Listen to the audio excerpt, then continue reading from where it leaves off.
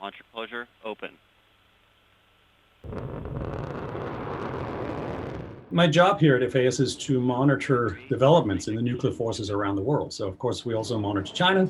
The unique new tool we have to do this today as an NGO is satellite imagery. So I spend a lot of time on satellite photos, monitoring what's going on, and obviously trying to make sense of it.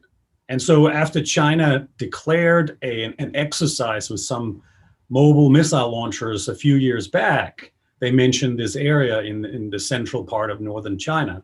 And I honed in and found it. And suddenly we see a lot of new silos going up in this training area.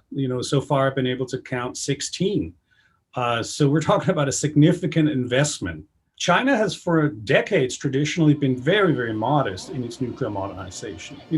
Keep the minimal force, use it for what they call defensive purposes. And all nuclear weapon states say they only have nuclear weapons for defensive purposes, no matter what the rule is. But recently, we've seen a lot more developments, and they're trying to make sure that this force can function and survive against really capable forces that the United States and Russia have. For now, we think what's going on, they've decided that their current ICBMs are not survivable enough.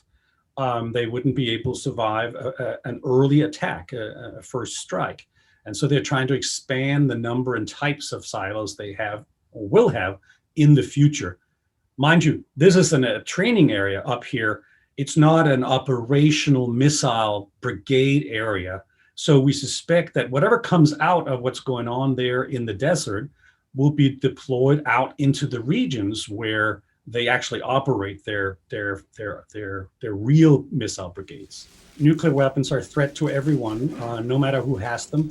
And the international community has been fighting for decades to try to limit the numbers and reduce the role, et cetera, et cetera. Now, unfortunately, we're in uptick where things are becoming a little more dire again.